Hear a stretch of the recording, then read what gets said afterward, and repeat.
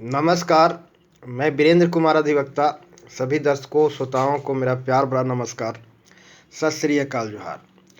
और आप सभी देशवासियों दर्शकों श्रोताओं को यूट्यूब के मेरा चैनल रियल नॉलेज पर स्वागत है।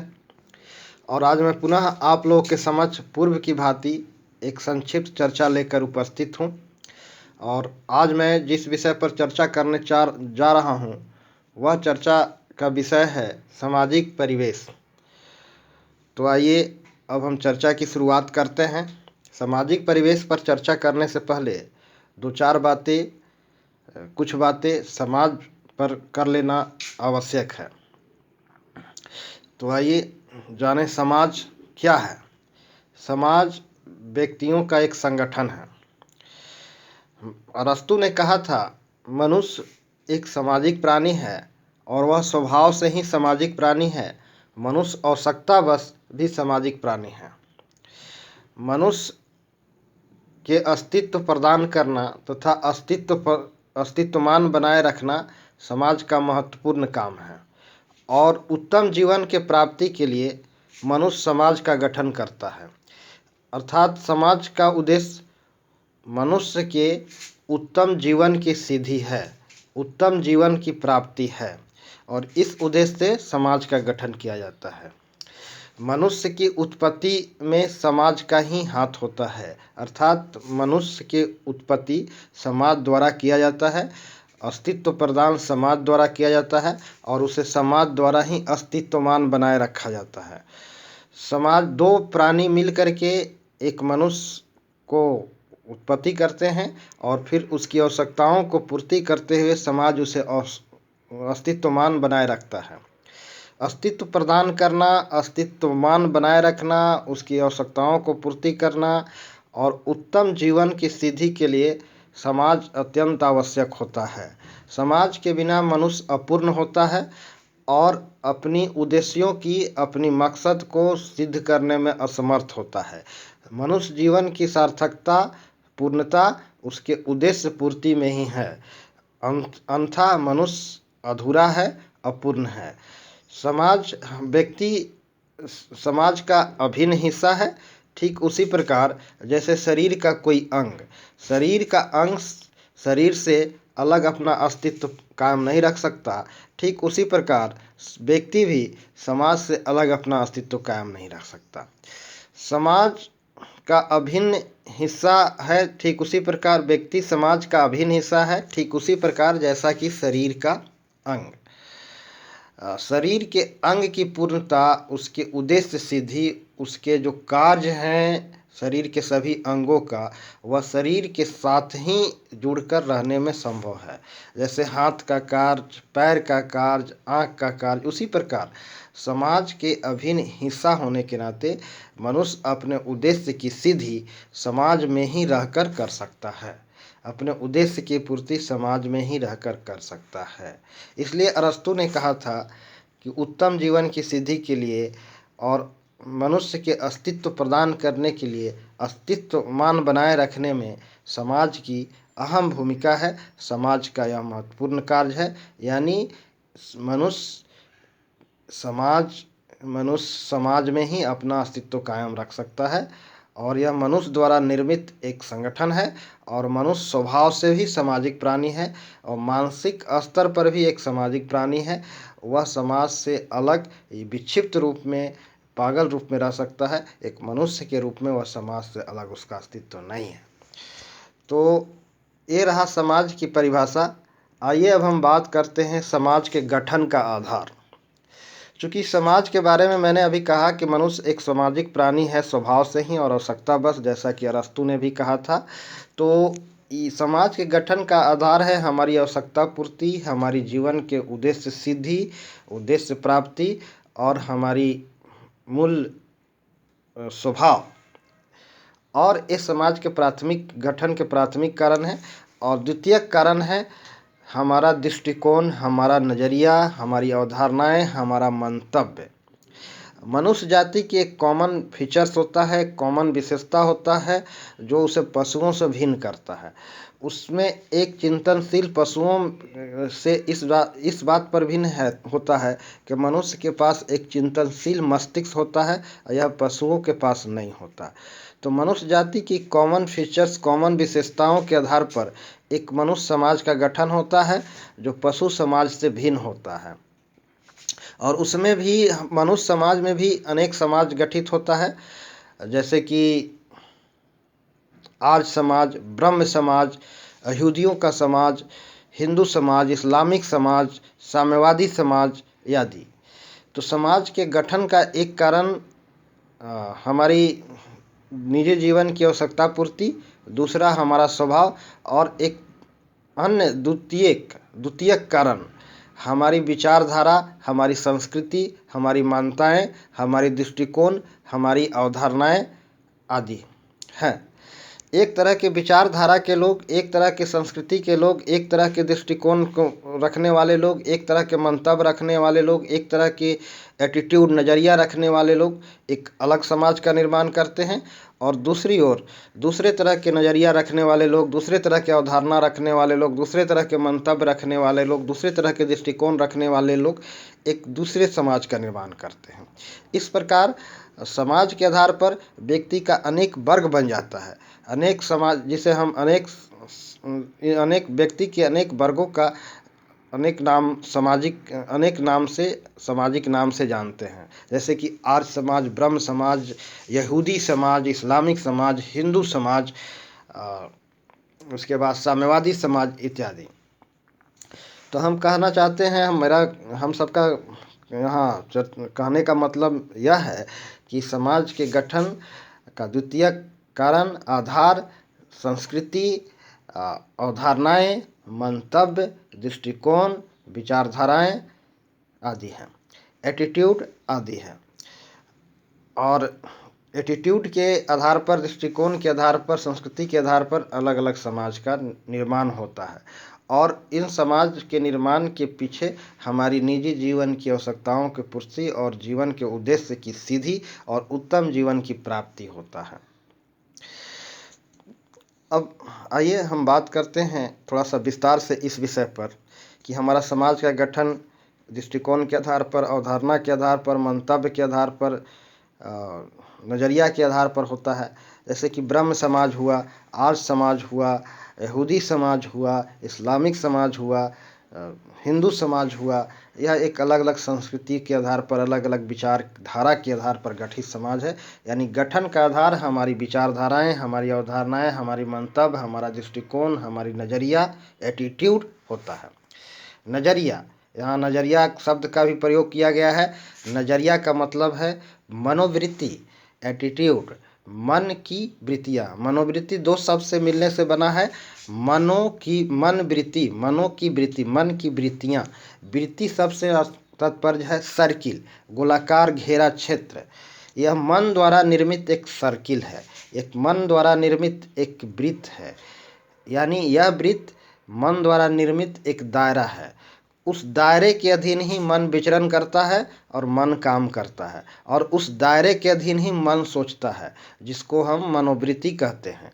मन द्वारा निर्धारित किया गया एक दायरा, एक लिमिटेशन, एक सीमा क्षेत्र, और उसी सीमा क्षेत्र में मन अपना काम करता है, मन विचरण करता है, मन सोचता है, मन विचार करता है।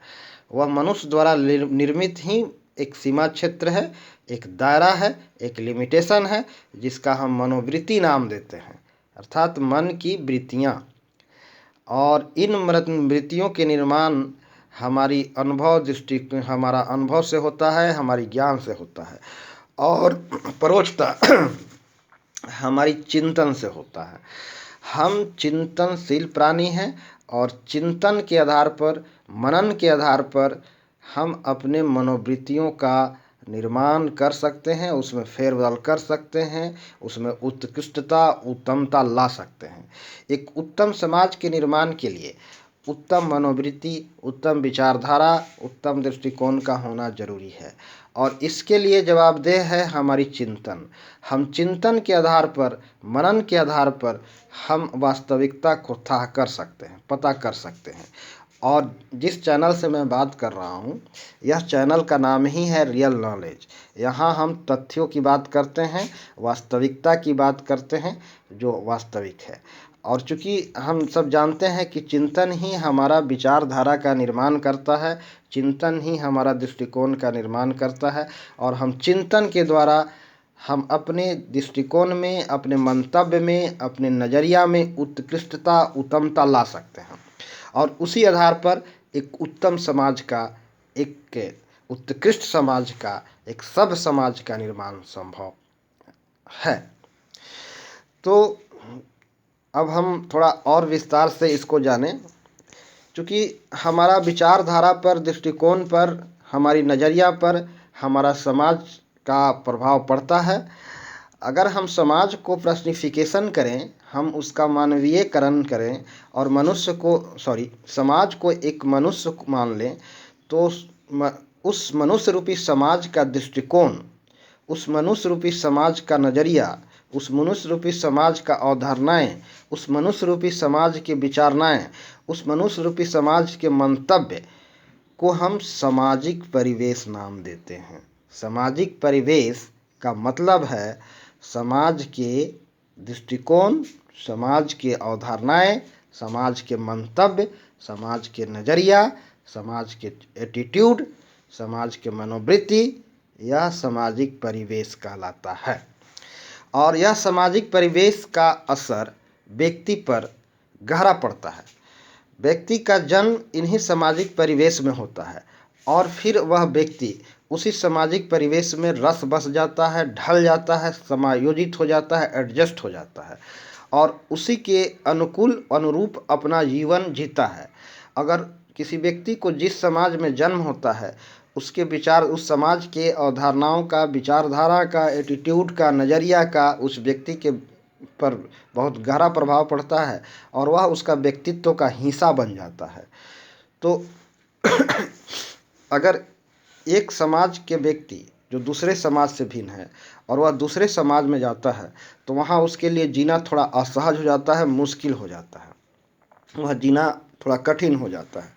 अब मान लीजिए 100 लोगों की एक बस्ती है और वह 100 लोगों की बस्ती चोरों की, बेईमानों की, दुष्टों की बस्ती है।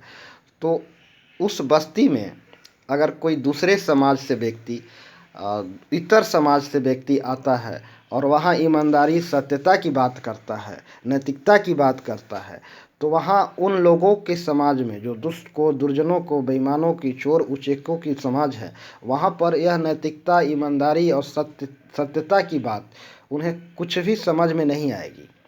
वह यह नहीं समझेंगे, वह यह नहीं समझ पाएंगे कि यह सत्यता क्या होता है, ईमानदारी क्या होती है, नैतिकता क्या होता है। जब कोई इतर समाज से व्यक्ति, जो सब समाज का व्यक्ति है और उस समाज में जा कर के इन बातों का वहाँ वर्णन करता है, उल्लेख करता है, तो फिर उन्हें इस बात का, नैतिकता का, धर्म का, अध्यात्म का, ईमानदारी का, सत्यता की बात उन्हें कुछ भी समझ में नहीं आएगा। वह उनसे प्रश्न करेंगे कि यह ईमानदारी क्या होता है, यह सत्यता क्या होता है, यह सच्चाई क्या होता है, यह पवित्रता क्या होती है।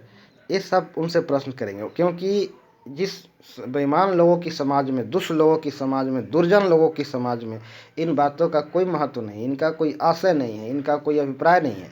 वे इस बात को समझ ही नहीं पाते कि ईमानदारी क्या होता है। इसलिए जब कोई दूसरे समाज से व्यक्ति उस समाज में जा कर के ईमानदार होने का, सत्यनिष्ठ होने का अगर सुझाव देता है, तो लोग उसे पागल समझेंगे या बेवकूफ़ समझेंगे और उनसे प्रश्न करेंगे कि भाई साहब, नैतिकता क्या है, ये मुझे समझ में नहीं आता, नैतिकता होता क्या है, ईमानदारी होती क्या है, ये मुझे समझ में नहीं आता। क्योंकि वे शुरू से ही उसी समाज में रस बस गए हैं, ढल गए हैं, समायोजित हो गए हैं। उनकी दृष्टिकोण, उनकी नज़रिया, उनकी अवधारणाएँ, उनकी मंतव्य, उसकी सोच विचार बिल्कुल उनकी मनोवृत्ति एक लिमिटेशन में, एक दायरे में, एक सीमा के क्षेत्र में काम करता है और वह उससे बाहर नहीं सोच सकता, उससे अलग हट के विचार नहीं कर सकता, उससे अलग दृष्टिकोण नहीं रख सकता।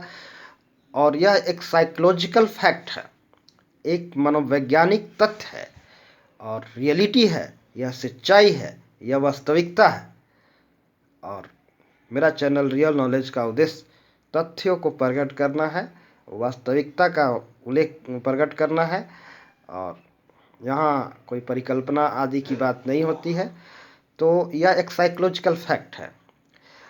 तो जब कोई किसी सब समाज से, ईमानदार समाज से, अच्छे समाज से व्यक्ति किसी दुष्ट, दुर्जन, बेईमान, चोर उचेकों के समाज में जाता है और वहाँ वह ईमानदार होने का, सत्यनिष्ठ होने का अगर सुझाव देता है, तो लोग उसके इस सुझाव को न समझ पाएंगे, न समझ पाते हैं और न इस पर उनसे विचारना, सोचना या संभव है, क्योंकि वे इस बात को समझ ही नहीं पाते। हाँ, मोटे तौर पर वह यह समझ जाते हैं कि अमुक व्यक्ति जो हमारे समाज में अभी आया है और हमें ऐसा सुझाव दे रहा है, वह हमें भर्त्सना कर रहा है, हमारी आलोचना कर रहा है। सिर्फ इतना ही समझते हैं कि वे हमें आलोचना कर रहा है और हमारी भर्त्सना कर रहा है, और इस आधार पर, इसी समझ के आधार पर उस भ्रष्ट, बेईमान, चोर उचक्के के समाज के लोग उसका विरोध करने लग जाते हैं।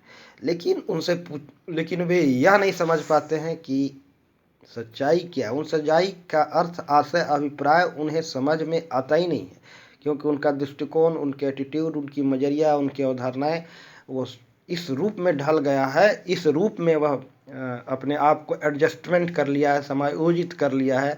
उनके मेंटलिटी ऐसी हो गई है, उनकी अवधारणाएं वैसी हो गई है, उनकी मानसिकताएं वैसी हो गई है कि ईमानदारी, सत्यनिष्ठा और सच्चाई की बात, सत्यता की बात उन्हें समझ में ही नहीं आता। लेकिन वह इन सत्यता और ईमानदारी की बात करने वाले को वह एक मुक्त स्वर में विरोध करते हैं, इसलिए कि उन्हें सिर्फ और सिर्फ इतना तक ही समझ में आ रहा है कि यह हमारी आलोचना हो रही है, हमारी भर्त्सना हो रही है। दूसरा, हम यहाँ उदाहरण एक और ले सकते हैं कि यदि 100 लोगों की एक समाज है, बेश्याओं की 100 लोगों की एक समाज है, और वहाँ मीरा जा कर के कृष्ण भजन, भक्ति भजन गाने लगे, तो वो मीरा की भक्ति भजन और गीत उन बेश्याओं के समाज में किसी को समझ में नहीं आएगा, क्योंकि मीरा का भक्ति भजन उन्हें समझ में आएगा ही नहीं, क्योंकि वे इस तरह से रस बस ढल गए हैं, पल बढ़ रहे हैं बचपन से ही। उनकी मानसिकता ऐसी बनी हुई है कि वह मीरा की भक्ति भजन को, कृष्ण भक्ति भजन को वह कभी समझ नहीं पाएंगे, और वहाँ वह मीरा को दकियानूस समझा जाएगा, और वहाँ मीरा को हो सकता है पगली समझी जाए, और हो सकता है वह बेश्याओं की समाज, बेश्या की समाज मीरा का विरोध करे, उस पर आलोचना करे, और मीरा को मतलब उन बेश्या के समाज का को बाजन का शिकार करना पड़े। तो जब मीरा किसी बेश्याओं को उत्तम जीवन जीने की जगह यदि सुझाव देती हैं, मीरा किसी बेश्या को एक सभ्य जीवन जीने की सुझाव देती हैं, तो वह मीरा का विरोधी और दुश्मन बन जाएगा, और मीरा को उसके दुश्मनी का सामना करना पड़ेगा। और ऐसा ही इतिहास में हुआ भी है। आप महान जनों के इतिहास को पढ़ लीजिए, सब इसका प्रमाण है। इतिहास के पन्ना पन्ना इसका प्रमाण है। इतिहास के हर पृष्ठ इसको प्रमाणित करता है।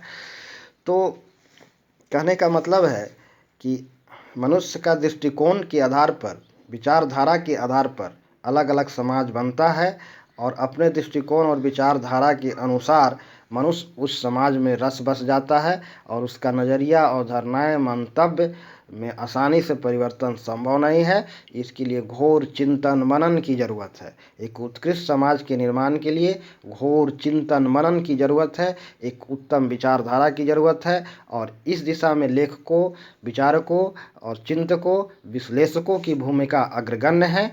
और ज़्यादातर लेखक अपनी भूमिका का निर्वाह ईमानदारी पूर्वक, ज़्यादातर चिंतक, विश्लेषक अपनी भूमिका का निर्वाह ईमानदारी पूर्वक कर भी रहे हैं। और हमारे बुद्धिजीवी गण, प्रबुद्ध जन को भी इस दिशा में महत्वपूर्ण पहल करनी चाहिए, और ज़्यादातर लोग इस दिशा में पहल भी कर रहे हैं। और मैं यहाँ और भी थोड़ा विस्तार से बताना चाहूँगा कि दृष्टिकोण किस तरह से मनुष्य को प्रभावित करता है। यह साइकोलॉजिकल फैक्ट है, यह एक साइकोलॉजिकल सच्चाई है, एक साइकोलॉजिकल तथ्य है। इस तथ्य से मुंह नहीं मोड़ा जा सकता है। यदि आप किसी असभ्य समाज में जाते हैं, मान लीजिए किसी चरित्रहीन लोगों की समाज में जाते हैं, और अगर आप सभ्य समाज से हैं, अच्छे समाज से हैं, और वहाँ चारित्रिक उत्तमता की बात करते हैं, चारित्रिक उत्थान की बात करते हैं, नैतिक उत्थान की बात करते हैं, और अगर कोई आदमी अनैतिक कार्य करता है, चरित्रहीनता का प्रदर्शन करता है, तो उस समाज के यदि आप मुखिया के पास अगर उसका विरोध करने जाते हैं, कंप्लेन करने जाते हैं, कंप्लेन करने जाते हैं, शिकायत करने जाते हैं, तो उस समाज के लगभग मुखिया भी उसी दृष्टिकोण, अवधारणा, विचारधारा का होता है, और उसे भी इस कंप्लेन का आशय, अर्थ समझ में आता ही नहीं है। वह समझ ही नहीं सकता है, उसकी मनोवृत्ति, दृष्टिकोण वैसा है ही नहीं कि जो उसे समझ सके। तो उल्टा आपको ही खरी खोटी सुनना पड़ता है। यह सबका निजी जीवन का व्यक्तिगत अनुभव है हम सबका, और हम सब इस अनुभव से अभिभूत हैं, और हम सब इस अनुभव से अवगत हैं, और हम सबको यह निजी जीवन का अनुभव है। और मैं भी आपको एक बता दूं कि एक चारित्रिक रूप से पतित जब महिला के खिलाफ उसके समाज में कंप्लेन करने गया, तो उल्टा जैसा कि आप सबको खुद ही खरी खोटी सुनने पड़ गया उस समाज के मुखिया से।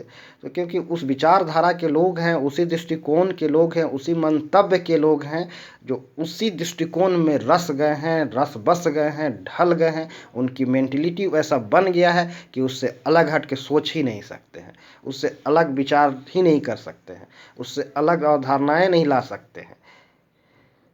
तो ये हम सबका अनुभव है, हम सबका निजी जीवन का व्यक्तिगत अनुभव है, और इस अनुभव से हम सब अवगत हैं, सब जानते हैं। तो समाज का गठन का आधार, द्वितीयक आधार हमारी दृष्टिकोण, नज़रिया, संस्कृति, अवधारणाएं, मंतव्य है, और इसी आधार पर विविध समाज का निर्माण होता है। जैसे कि आर्य समाज, ब्रह्म समाज, यहूदी समाज, इस्लामिक समाज, हिंदू समाज, साम्यवादी समाज, ये सभी विविध समाज का निर्माण होता है। और यह विविध समाज मनुष्य के विविध वर्गों को द्योतक है, परिचायक है। यह विविध समाज मनुष्य के अनेक वर्ग के रूप में जाने जाते हैं। तो यहाँ पर एक सर्वोत्कृष्ट समाज जो सर्वहितकारी हो, जो सबके लिए उपयुक्त हो, और एक उत्तम उत्कृष्ट समाज के निर्माण के लिए जो कॉमन फीचर्स को प्रदर्शित करता हो, मनुष्य जाति के कॉमन विशेषताओं को, जो उसका मूल विशेषताएं हैं, उसके आधार पर समाज का गठन होना जरूरी है। मनुष्य के मूल फीचर्स, मूल विशेषताएं, मूल क्वालिटी के आधार पर समाज का गठन होना जरूरी है। और एक ऐसे समाज जो अति उत्तम, उत्कृष्ट समाज, और इसके लिए एक उत्तम विचार, उत्तम मंतव्य, उत्तम दृष्टिकोण, उत्तम अवधारणाएं, उत्तम एटीट्यूड का होना जरूरी है। और इस एटीट्यूड के निर्माण में, इस प्रकार के एटीट्यूड के निर्माण में चिंतन की, मनन की विशेष भूमिका है। एक चिंतन के द्वारा और मनन के द्वारा हम सत्यता को पता करते हैं, सच्चाई को पता करते हैं, वास्तविकता को पता करते हैं, और इस सच्चाई और वास्तविकता के आधार पर ही हमारा एक अलग दृष्टिकोण का निर्माण होता है, हमारी पुराने दृष्टिकोण में संशोधन होता है, और इस संशोधन के द्वारा हम एक उत्कृष्ट सोच, नज़रिया, अवधारणाएं और संस्कृति का निर्माण कर सकते हैं। और इस संस्कृति के आधार पर एक संपूर्ण हितकारी, एक उत्तम, एक उत्कृष्ट समाज का निर्माण संभव है, यह चिंतन के द्वारा। और इस दिशा में रियल नॉलेज चैनल काम कर रहा है।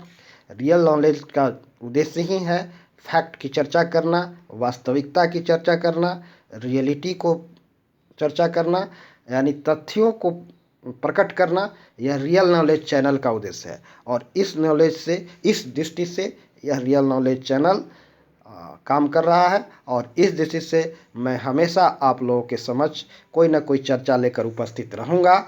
और आप सभी दर्शकों, देशवासियों, श्रोताओं से मेरा एक गुजारिश है, अनुरोध है कि आप मेरे चैनल रियल नॉलेज पर बने रहें, हमेशा सुनते रहें और मेरे इस चैनल पर प्रस्तुत की जा रही संभाषणों को शेयर करें, लोगों के बीच शेयर करें। यही मेरा आप लोगों से गुजारिश है। और मैं अपना वक्तव्य समाप्त करना चाहूँगा। मैं वीरेंद्र कुमार अधिवक्ता, सभी दर्शकों, श्रोताओं को मेरा प्यार भरा नमस्कार। जय हिंद।